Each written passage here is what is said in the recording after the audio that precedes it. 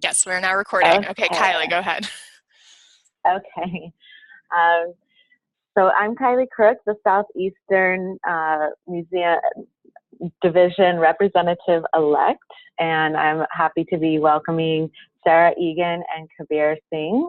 They're the editors for Viewfinder, and I'll kind of let you guys explain or describe yourselves and what your work, what you do for a day job, and then can get into the Viewfinder and how you guys will be doing that. And then Sarah's going to be sharing her screen as well.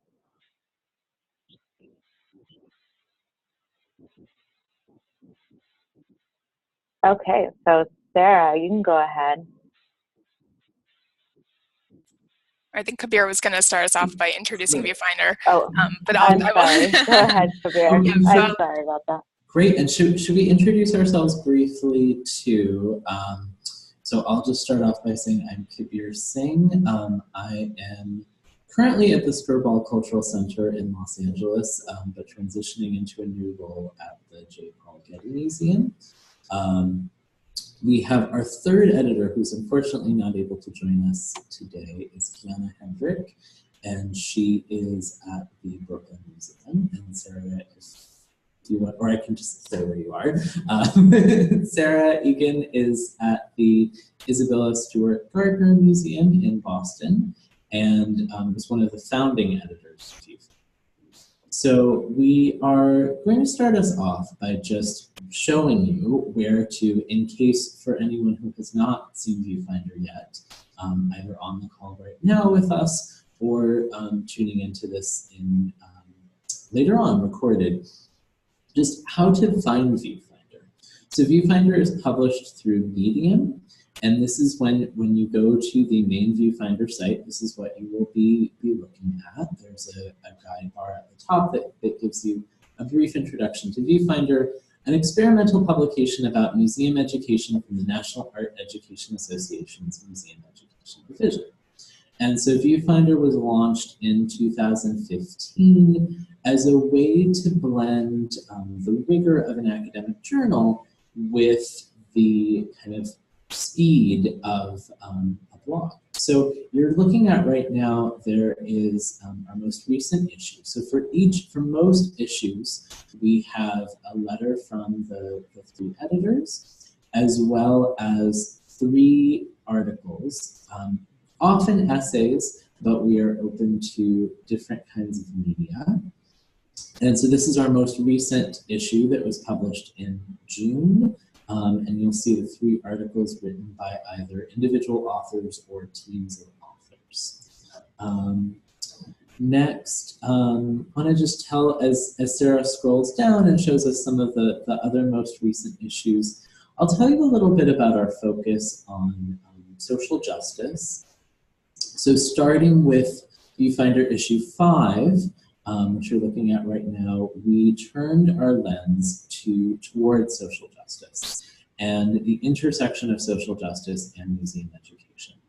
And in doing this, really just thinking about wanting to highlight the work that our colleagues are doing that's really fantastic to transform their institutions or the field in general in order to make it more equitable. And also, and really offering people a chance to reflect and share where they're coming from and what kind of impact they have on the work that they're doing might have on other folks. So this coming year, we will continue looking at social justice and the intersection of social justice and museum education with a specific eye towards intersectionality. So really thinking about broader concerns within museum education and lots of intersecting identities and how people with lots of intersecting identities can come together and transform the field of museum education. And we'll talk a little bit more about that as we transition to later. So I will just start off then once more by sharing what our goals for this session are. We hope that by tuning in today or later on, you will have a sense of how to write for Viewfinder in particular, and also that the tools that we offer, and Sarah and I talking through ways that we're thinking about, things that we're thinking about specifically as editors, that you will find useful for writing for the field of museum education more broadly. Great, okay, thanks Kabir. So I'm going to start us off by talking about those initial first steps if you're thinking that it might be that time in your career or in your practice that you want to do some writing about your work. So first of all, Viewfinder aims to publish writing that is reflective but rigorous. So you'll find out throughout our talk today that we have certain ways in which we're following academic guidelines, but then other ways in which we're being a little bit more flexible or conversational. So we expect that most of our authors are primarily practitioners and that oftentimes we haven't devoted a lot of time to writing since school, probably.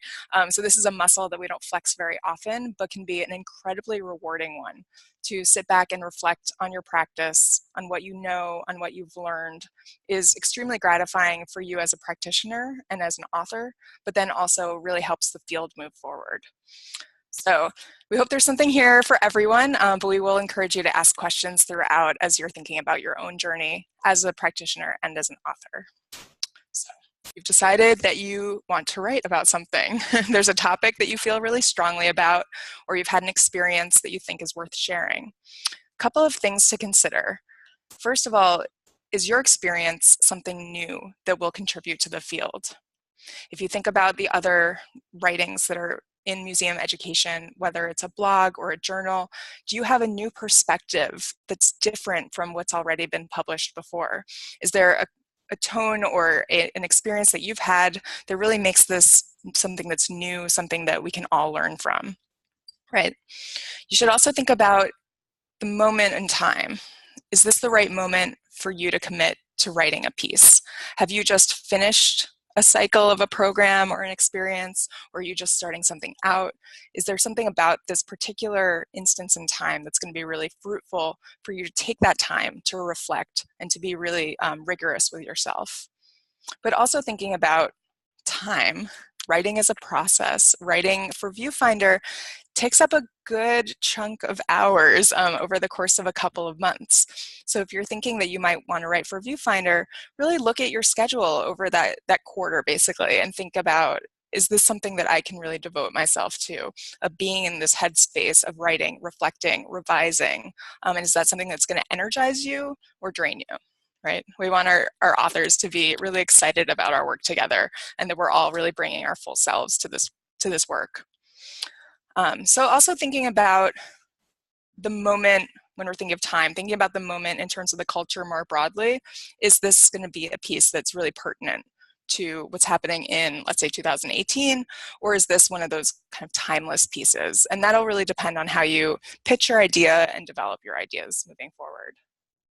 We do like our authors to contextualize their work within the literature. So as I said, that might be other things that museum educators have written about, but it might be other fields as well. So you might be drawing from, let's say, anthropology or sociology or education more broadly. So really thinking about who are the different thought leaders that have contributed to the topic at hand, and making sure to acknowledge their work as you're developing your own writing.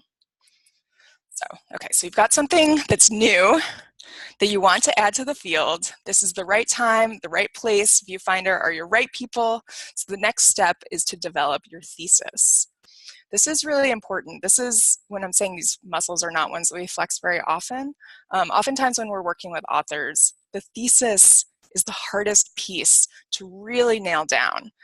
And it should be a process, honestly, of really refining and tightening and strengthening a thesis over the course of writing as your ideas fully develop. So every paper or every article needs to have a thesis. This is your main point. This is your argument. This is your guiding star that really captures your point of view. As you write, as you develop your argument, every part of your paper or your article should always be going back to that thesis, reinforcing your points, revisiting your perspective, arguing against your thesis, arguing for your thesis, and really making it strong. You can think of it as your elevator pitch, right? So if you distill down your ideas and the scope and direction of your article, that's going to be your thesis. It's one statement that's going to be compelling and specific to you and your experience. You could, using a different metaphor, you could think of a thesis almost as your hypothesis. So it's an idea that you're testing, a theory that's emerging for you about your work in museum education. Just like any other scientific inquiry, you want to have evidence to support your hypothesis as you try to prove it throughout the course of your article. So when we think of evidence in our work, maybe those are examples. What are examples of things that are really pertinent to your topic that'll help to, again, support your argument as you develop your piece? You will be revising, you will be questioning. Your thesis, should be something that, again, is specific to you, it's concise, but it's going to be flexible enough to take into account all of these different ideas that will emerge as you really start to put your thinking down on paper. So I want to give us an example of a thesis that we thought was really effective from a piece. Just pull it up. So this is a piece that, sorry, I have to share my screen again, trying to do multiple things at a time here. So, sorry, please hold.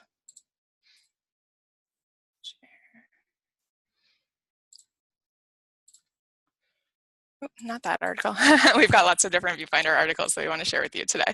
But I'm going to start here. I'll scroll down so you can all see where it is on the page. Here we go. So this is an article called Building Familia, Transforming Latino Youth into Community Conscious Leaders, written by Emily Key, Veronica Rivera-Negron, and Mariana Adams. You can see some beautiful pictures. So oftentimes, definitely in Viewfinder, we encourage people to add photographs or videos or other graphics, things that'll really help to bring their story to life, right? So as we scroll down here, we can see that these authors decided to share a lot of the context of the program that they were writing about in the very beginning of their article. And then as we scroll down, kind of a little bit later, usually you'll have a thesis statement in the first paragraph. Here they really gave a lot of the context first. And then down here in the second paragraph is what we might call the thesis statement. So the authors say, in the process, we've learned, and here's the thesis, that if we really want youth programs to impact communities, we need to empower young people to co-create these initiatives and offer opportunities to practice what it means to be a community conscious leader. So this is their theory about the best way to develop youth programs. They, in the previous paragraphs, had set the stage. We can get a sense of what the example is that they're going to be elaborating on throughout the rest of the piece. And then this idea of a community conscious leader is something that they will go on to further develop and define throughout the rest of the article as well. So they're saying, here's our position. Youth programs should be empowering young people to co-create, and they should have this component of being community conscious leaders. This is their statement of their main argument, and throughout the rest of the, I'm not going to scroll through the entire article, beautiful pictures, but throughout the rest of the article, they're really coming back to that. Again, it's their guiding star, it's their main point. Every argument they make throughout the rest of the piece is always coming back to the thesis. Okay, so I'm going to share a different article. So you've got your thesis, but we also want to consider the purpose. This is the so what. We want to make these articles as compelling as possible to our general readers. So when you're thinking about your thesis, you might also tie it together with a statement of purpose. So I'm going to share my screen again with a different article this time. And this one's called The Societal Frame, a Tool to Address Racism in the Galleries by Michelle, Jordan, and Denise. So here, if I just highlight one piece of it. So as we look in the first paragraph, she's giving us a, sorry, the whole first paragraph here. So she's starting out her, her writing here with the statement of purpose that educators need to be stewards of these social spaces, right? So educators as stewards of these social spaces need tools to responsibly deal with these types of statements. She's talking about racial statements. So she's setting up as her purpose this need in the field to have concrete tools to work with our visitors when racial aggressions or microaggressions occur. And then she goes on to have her thesis statement that she's saying, here's one way of confronting racist statements, the societal frame. So her position is that the societal frame will be an effective tool for museum educators after she's already said this is a really big issue that museum educators need to be ready to grapple with. Right? So when we think about purpose, it's why are we putting this work out into the field? How is this going to help our colleagues, both now in 2018 as well as in the future? So Viewfinder, aims to be a resource for future generations to look back and see how are we doing things at this moment of time, but also to learn from our colleagues over time and to really persist as a base of knowledge of how we do our work. So what do you envision happening when other people read your article? How are they going to take that and apply it to their own work? This is a really concrete example of a tool that you could learn how to teach in this way if you're encountering these types of situations. So it's got a really clear purpose in that way, but also identified a really concrete thesis statement so that she paired them together really nicely. So that's some of the first things to think about as we're crafting our article, and I'm turning it back over to Kabir to talk about what comes next. Great. So at this stage, I'm going to talk us through a little bit about audience and tone.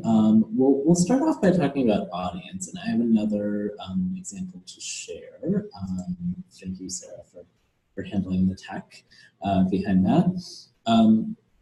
So we're going to think about, as you are crafting your article, thinking about who, as anything that we do as museum educators, we think about our audience, and you'll be think about specifically whom you were writing for. And so that is both people who are in the field, fellow museum educators, and that's our primary readership, but folks also sometimes will use articles as a way to advocate for the field by sharing with board members or directors or curators. So think about as you're approaching this, make sure that you define terms that might not be known to your even your colleagues, but also kind of more broadly, even if there's any specific jargon that we use in museum education, please be sure to define those terms here. So I have a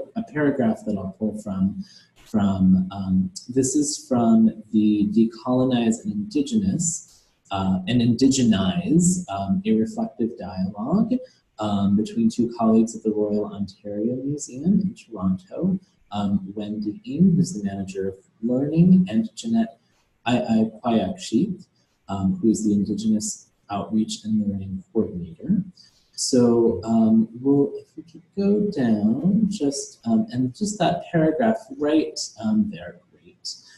So I'll read that aloud. The term decolonize has been widely used by non-Indigenous peoples who have experienced colonization in their ancestral lands, as well as diasporic communities who have settled on or were forcibly enslaved on Turtle Island, also known as North America.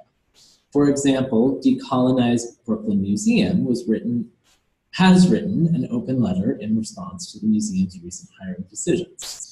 Given the specific context of North America, the enslavement, migration, and settlement of all other groups was predicated on the colonization of Indigenous peoples. Therefore, any use of the verb decolonize and the noun decolonization must be used in reference to the colonization of Indigenous peoples, argues urban education and Indigenous studies scholar Eve Tuck, who is from the Naga peoples of what's now Alaska.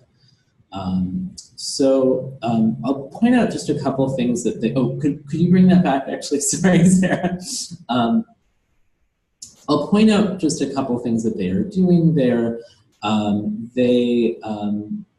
In a parenthetical statement, say that Turtle Island, which is a term that is used to describe North America by some indigenous communities, they define that for folks who might not already know that. They also specifically, through this paragraph, define the term decolonize and decolonization as they are going to be using it throughout the article. So, which is an essential part, as you saw, was part of the title of their essay, or of their, this was actually a dialogue that they did with an introduction. But decolonization is something really essential, defining what they mean. So, so we'll dive in then to thinking about, in addition to thinking about who your audience is, we ask you also to think about where you are coming from. What is your positionality as you approach this work, and what are potential blind spots you might have given where you are coming from. And to, specifically, since we are approaching much of the work that we're talking about at this point relates to the work of social justice. So really just being mindful of our own individual positionalities. So I have another example to show you all. Again, thank you, Sarah, for sharing your screen. So this is from the article, Look at Art, Get Paid, by Maya Chow, who's an artist, Josephine Devenboot, an artist, and Bryn Pernod, a researcher. And this is from the December 2017 issue of Viewfinder. So they are an artist collective or started off as an artist collective and incorporated a researcher to work with them. But yes, I wanted to highlight that paragraph right there as the Maya and Josephine identify where they're coming from as they approach this work. So they say, LAAGP, Look at Art, Get Paid, started as an artwork dreamt up by two young artists, Maya Chow and Josephine Devenboot, grappling with the relevance of our chosen field to a wider public. Both of us come from upper middle class, interracial, Chinese white and Indian white respectively, households with teaching artist parents. The value of art and art museums was a given. But we recognize that this assumption was firmly rooted in the intersectional privileges of our identities. So in this work, in the rest of the article that they are exploring this project that they've undertaken to recruit guest critics at the Rhode Island School of Design in Providence. They were independent folks, but working at that museum, and folks who have not traditionally, perhaps traditionally recognized the value or found it valuable for them to go to museums. And so recognizing that they both came from families where the idea, the value of the art museum was privileged, wanted to identify that and show that that impacts where they're coming from and how they're approaching this work. So next, we'll look at just one more example to talk through the last part about style. In thinking about how you are organizing your ideas, wanting to be sure that there is a logical progression. So we're going to look at an article by Priya Frank, the Associate Director of Community Programs at the Seattle Art Museum. In her article, Change Starts at Home, Inspiring Culture Shift and Centering Racial Equity at the Seattle Art. So in this, well, rather than looking at a specific paragraph, I just want to show the overall structure of this article. So she begins by introducing herself, how she came to this work as someone who's relatively new to museum education, but deeply committed to community organizing. sort of delves into what this means, describes the Seattle Art Museum's commitment to centering racial equity, talks us through a little bit of the supporting institution-wide culture shift, how that happens. I'll point everyone out too, especially to the bold title headings. Not all authors do that, but I think those are great guideposts for readers as they are looking at. So she then goes into reflections on the journey, and then the last part of the piece are action items, calls to action. So just start, small steps to big change, embody a joyful approach as the final action item. So those are things that you can think about as you organize your article. Make sure that there's a logical progression and that you are, just as you are making sure that you're defining all your terms that people might not know, you are also organizing your ideas in logic. So lastly, I'll just speak very briefly on tone. Sarah alluded to this earlier. There's a little bit of flexibility in some of our tone. As we were talking about this earlier, we described this almost as business casual. Now, of course, that's the thing that, business casual, when it's referring to clothing, it's something that folks don't often know, what exactly does that mean? So in an effort to try to define that for us, we'll say that the aspect of academic writing that we really rely on the most is asking people to use citations. We use APA formatting, and we can direct you to more resources on where to find proper formatting for that. And really just are thinking about, if you are referencing someone else's idea, to be sure that you are citing it. So that's where we are kind of inflexible in terms of tone, or just really deeply committed to kind of a more academic approach. But we really do want to encourage you to bring your whole self to the writing process, to make it, to have the pieces that you're writing have a bit of a conversational tone. Of course, you were thinking about it as a professional capacity and as a resource for people in the field, and something that will hopefully live in perpetuity, unlike maybe a more typical blog post, but something that still is easy to read and fun to read. So next, at this point, I'm going to leave this, but I'll ask Sarah to jump in if there's anything that I'm missing. We're going to talk a little bit through just our next call for abstracts, and use that as a way to talk through what is the process for writing. So something that's quite a bit different from a traditional journal is that we do not have a blind peer review process.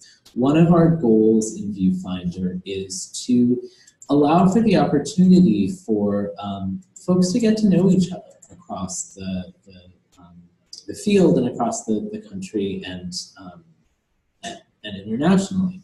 And so we are, there are 3 co-editors of Viewfinder, and if your submission is selected, you will be paired with one of the authors or one of the editors whom you will know, and you will have either phone calls with or be emailing back and forth with, and have an opportunity to get to know that person and really workshop your thesis in any part of what you're doing with them.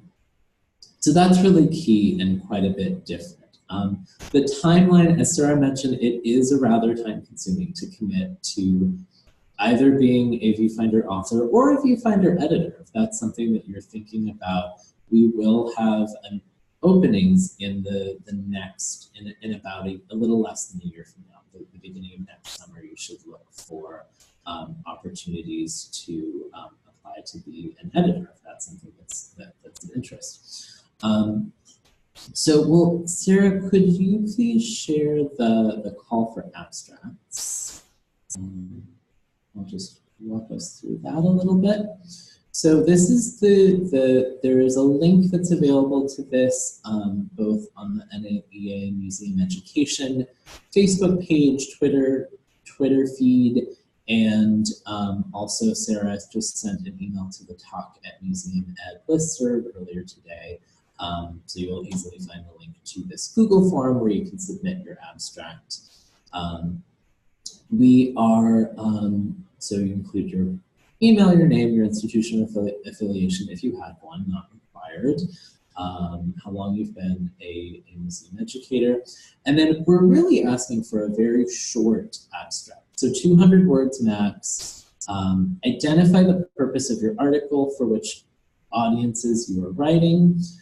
Articulate a clear and focused point of view or argument supported with examples from your work and or researched theories. Take a reflective stance, illustrated with specific examples. Offer some foundational or theoretical knowledge of museum education, social justice, sociology, or relevant fields so that the reader understands that your work fits into a larger discussion. Communicate relevance. Consider why the reader should be concerned or interested in the discussion or work.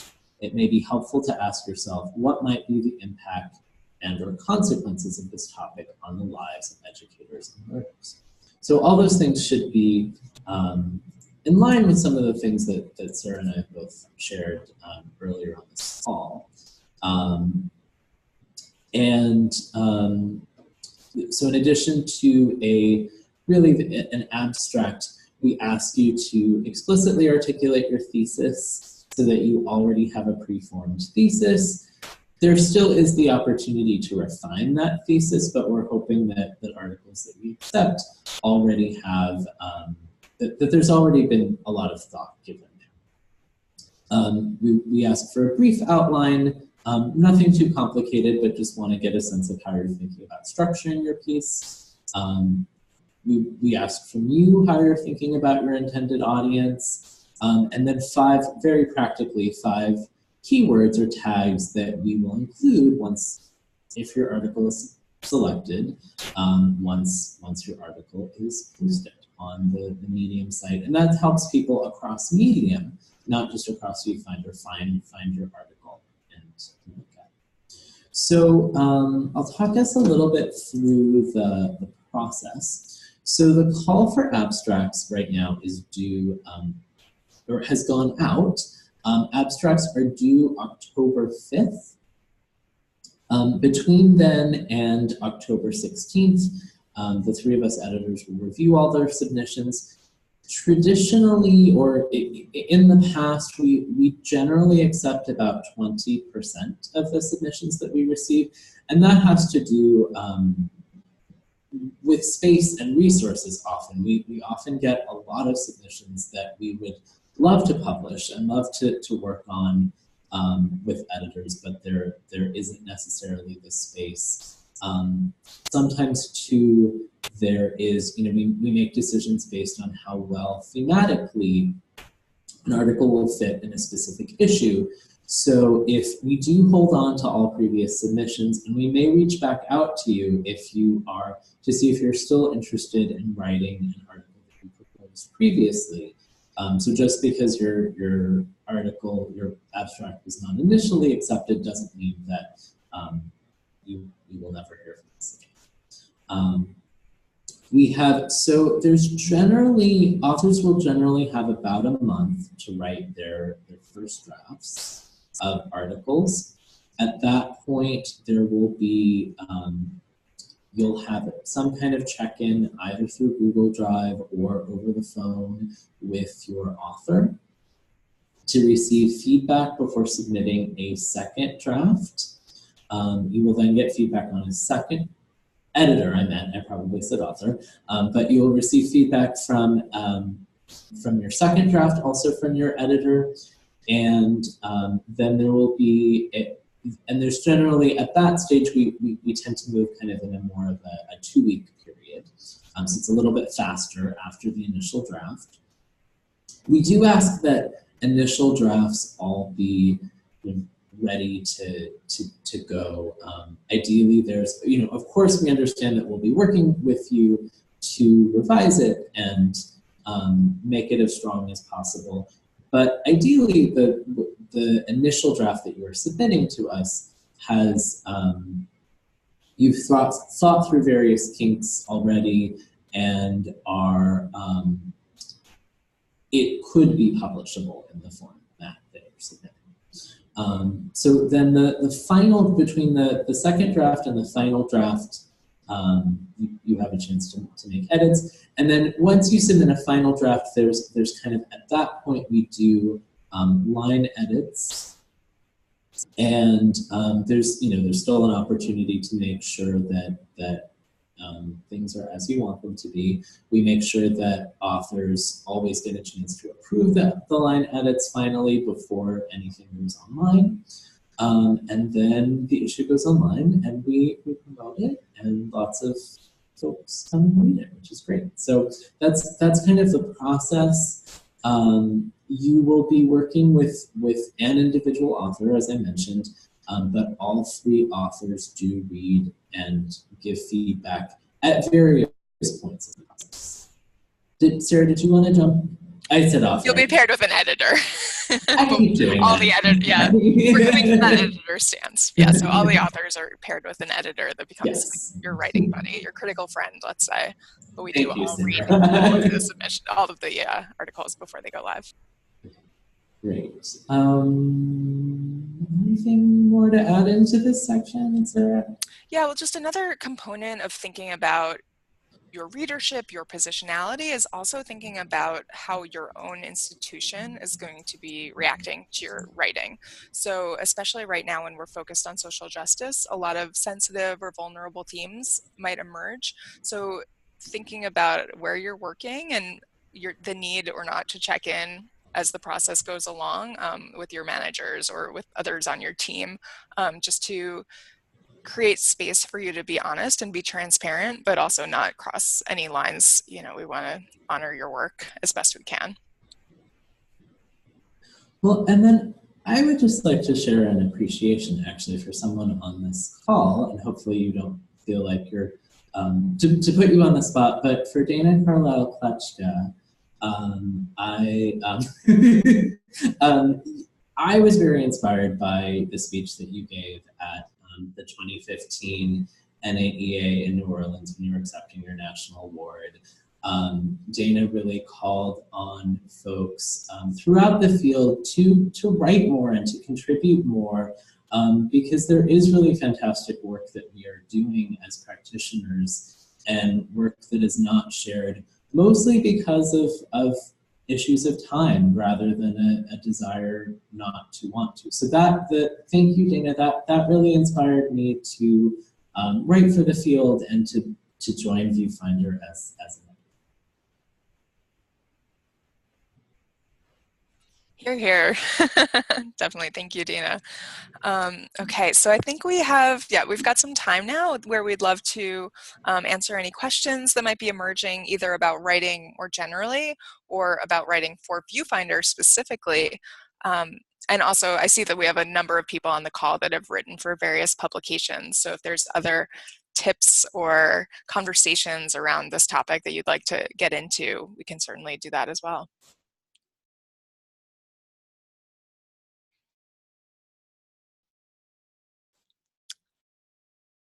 Student express interest in writing. Oh yeah, we would love to have the student voice represented. That's something we've been talking about, is that we haven't really had our audiences have their voice heard as much in Viewfinder, with a couple of exceptions certainly. And we'd be definitely interested in seeing an abstract from a student and thinking about different formats that might work better. Whether they are working alongside, a museum educator and co-writing it, or it's an interview type situation. As Kabir mentioned, we're open to lots of different formats. We've had videos posted alongside articles. We've had interviews where a Viewfinder editor has interviewed a practitioner, where practitioners have interviewed each other, where there's been dialogue between different educators. So lots of different opportunities there. And certainly, new voices would be great. And then there was a second part of the question that I'm seeing now too about defining labor. So for for the call for this this fall and early winter, we are thinking about the intersection of labor and museum education. And I wanted to take us back to the, this information is in the email that that Sarah Egan sent out. We don't necessarily define it explicitly, although we pose a series of questions, which are questions that we are hoping will lead to some reflection about, we're not encouraging anyone to respond to all of these questions, but are thinking about these as questions that could inform an article. So I will actually just read them unless so in thinking about this theme, reflect on how we might define the current work of museum education, both the visible labor of creating programs and resources, as well as the invisible cognitive and emotional labor that is tied to our practice. How do we value our work, and how do we assert our value in museums as well as the broader spheres of culture and education? What are the labor movements within our field, and how have they created lasting change? How will we adapt to a changing economy, demographics, technology, and other society-wide shifts? How can we diversify the field without tokenizing? How do you operationalize inclusion? How do we bring our whole selves into our professional lives, even when our values and cultural norms differ from those of our workplace? How do we support each other and ourselves in persisting and resisting burnout? And why do we choose to stay even as others leave the field? What is our vision for the future of museum education work, and how will we get there? So that info is in the email that Sarah sent out to the Talk at Museum Ed listserv earlier today, and I believe we'll make sure that folks have access to that in the Facebook and Twitter as well. The description, yeah. So, and I would just add that we generally define our themes quite broadly in this initial call for abstracts, because we want people to be finding pieces of it that resonate with them. And that's why when we get submissions to write for Viewfinder, we are then only selecting quite a few of those submissions, because we're looking for ones, okay, this theme is emerging, or this area of, let's say, the labor of museum education seems to be a really pertinent one right now for us. And here's a couple of different perspectives on this one topic within that broader sphere. So, but yeah, we were thinking about, obviously, a lot of different components of work and labor when we were putting together this call. So however it resonates with you, I'd say go for it. Great. Any other questions? Or wisdom from the group that you all would like to share with folks who want to write for the field? Doesn't have to specifically be.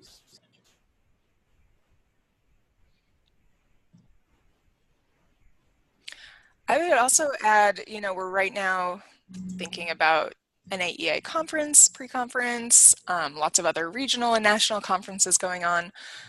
So many other professions and fields have papers attached to conference sessions. So if you're doing a session, you're thinking, okay, these ideas are really juicy, I would love to flesh it out even further. That might be a starting place in terms of beginning an idea for working on a Viewfinder article. You might have a session that's really well attended and a lot of people really want to keep the conversation going. That could be a great thing to submit as an idea, either after the conference or as you're working up towards it.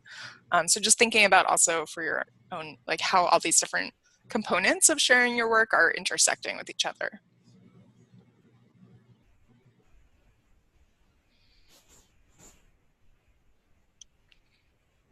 Any other questions?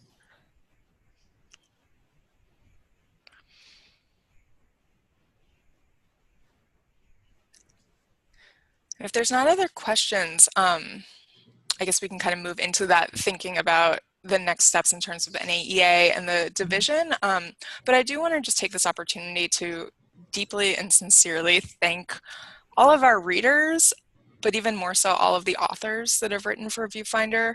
It's an incredible privilege to be led into your worlds and into the ways that you think about the work of museum education, and to see the impact that you're having on your communities, both within your institutions as well as the visitors to your programs or to your museums. And it's just been such a rewarding, though time-consuming project to work on and to get to know people from across the field. And then, of course, huge thanks also to the Museum Education Division leadership and to my co-editors, Kabir and Kiana, who are just a joy to work with all the time. So thank you all for joining, and we hope that you will get inspired and come and talk to us. I think I can speak for Kabir and Kiana as well when I say certainly reach out to us with ideas if you want to run something by us, and we can help you figure out how your piece might fit in. We're really available for you and hope to be a resource for you.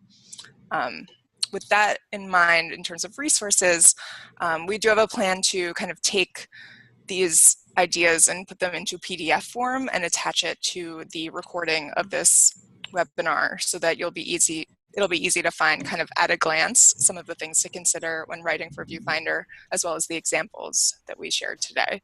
So keep your eye out for that and submit your abstracts. We want you to write with us. And then before we all go, we'll also say thank you so much, Sarah, for it's been likewise such a pleasure to work on this project and to learn so much from everyone, co-editors and authors and readers. And we'll pass it over, I believe Melissa Tanner, who's also on the NAEA Museum Education Development Committee, has some information to share about next steps for the national conference. Perfect. Or from NAEA. That's so good. Thank you, Kabir. Thank you, Sarah. This was so wonderful to hear from all different sides of what's behind the scenes. I know you've talked about the reflective and rigorous process for writers, but thank you and Kiana for the reflective and rigorous process you all go through as editors. And it's so nice to hear what you're looking for, as all of us are looking for. What's that next best step in terms of sharing and reflecting with our colleagues? And I just kind of wanted to do another reminder, peer-to-peer, the session that we're in right now. That's another moment for us all to be together, to connect outside of the national conference. This is our second session of the year, and so in connection with Viewfinder, this is another moment for us to reflect, to share, to debate with one another. And I wanted to just do a moment just to call out, and I know we will share some information starting next week, social media as well, so to keep an eye out. But just as Sarah was mentioning, our reflection with the upcoming conference in Boston, I know many people have found out whether or not their proposals were accepted, and so I wanted to take a moment to say, if your proposal was not accepted for this year's conference, to really think about Viewfinder as well as peer-to-peer as a moment to share that wonderful work with our colleagues. It's a tough process. I know we've all been there. We've all had moments where we're really jazzed. We've got a great panel of people to share information, and that we're not able, or we're not accepted for one reason or another into the conference. So to know that there are other platforms that are available to you to be able to share that information, and peer-to-peer is another place for that. So whether or not it's an individual session or something where you're bringing in colleagues from different institutions, we want to hear those voices, and we'll share information next week. I can even actually type my email down into the chat box, but we're taking emails, and then the development committee will be able to share out and to connect with everyone. But know that we want to hear all those voices, and we want to celebrate the great work and learn from one another in as many ways as we can. So I think that might be that for a giant thank you. Stay tuned. Make sure that you're following us on social media with Facebook and on Twitter, and to learn as we are gathering up the next information for the next sessions to share with peer-to-peer when those dates will be, and then also to find out more when you can submit proposals for Viewfinder. But I think that's I might be the only one who's not muted at the moment. So I will say thank you on behalf of this whole group here, and we look forward to touching base in our next, whether it's in person or online.